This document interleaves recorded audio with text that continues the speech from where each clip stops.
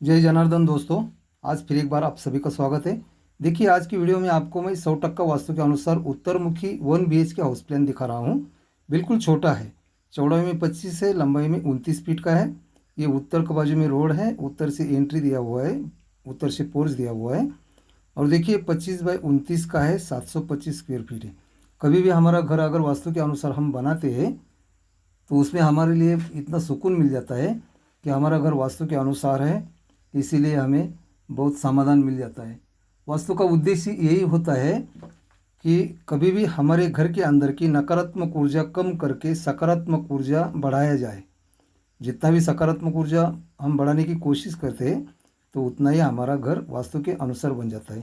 इसीलिए उत्तर के बाजू में बहुत सकारात्मक ऊर्जा ज़्यादा आती है और पूर्व के बाजू में भी अगर सकारात्मक ऊर्जा ज़्यादा आती है तो हम क्या करते हैं कि उत्तर के बाजू और पूर्व के बाजू का जितना भी विंडो है, ये बड़ी बड़ी विंडो रख देते हैं तो सूरज का किरण भी फिर आता है और सकारात्मक ऊर्जा का यहाँ हमें घर के अंदर प्रवेश होता है।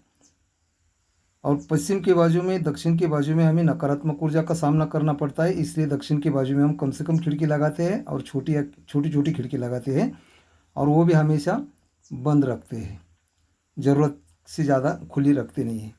इसीलिए वास्तु के लिए ऋषि मुनियों ने बहुत वास्तु को महत्व दिया हुआ है।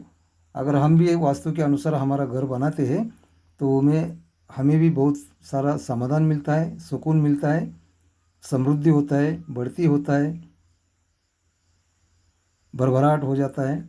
तो देखिए, ये उत्तरमुखी घर है, ये पूर्व है, ये दक्षिण है, ये पश्चिम है। जब उत्तर से हम एंट्री करते हैं तो पोर्च में आ जाते हैं। ये पोर्च 11.5 फीट बाय 9 फीट का पोर्च है। और यहाँ से जब हम लिविंग में एंट्री करते हैं तो ईशान्य कॉर्नर आता है। ईशान्य कॉर्नर में 12 फीट बाय 13 फीट का लिविंग दिया हुआ है। बिल्कुल कंजेस्टेड नहीं है, जगह बहुत छोटी है, छोटी जगह के हिसाब से बिल्कुल कंजेस्टेड नहीं है। ये ईशान्य कॉर्नर में हम हमारा एक छोटा सा पूजा घर भी बना सकते हैं। उसके बाद में देखिए आगे आते हैं तो पूर्व के मध्य में हम एक बाथरूम बनाए हुआ है। ये भी 7 फीट बाय 4 फीट का बाथरूम है। ये भी बिल्कुल कंजेस्टेड नहीं है। और ये आगे आते हैं तो हम आग्नि कॉर्नर में आ जाते हैं। तो ये आग्नि कॉर्नर में हमें किचन दिखाई देता है। ये किचन भी 12 फीट बाय 9.5 फीट का है। ये किचन भी बिल्कुल कंजेस्टेड नहीं है।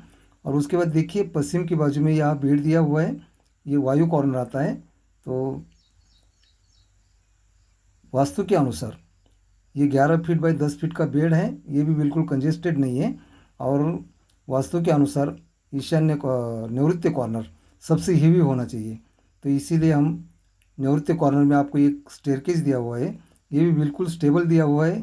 6 इंच का राइजर है और 10 इंच का ट्रेड बनाया हुआ है। और बूढ़ा लोग, लेडीज़ या बच्चे लोग आराम से ऊपर जा सकते हैं, इतना स्टेबल स्टेयरकेस दिया हुआ है। और पश्चिम के बाजू में आपको यहाँ एक टॉयलेट दिखाई देता है। ये टॉयलेट भी 5 फीट बाई 3 फीट का है, ये भी बिल्कुल कंजेस्टेड नहीं है। ये आपको 29 बाई 25 725 स्क्वायर फीट में बिल्कुल सभी सुविधाएं यहाँ मिलती है। तो ये आपका घर होगा वास्तु के अनुसार, आपको ज़रूर पसंद आएगा। अगर आप नए हैं तो मेरा चैनल सब्सक्राइब कीजिए, लाइक कीजिए, शेयर कीजिए प्लीज़। मैं हमेशा वास्तु के बारे में भी जानकारी देता ही रहता हूँ।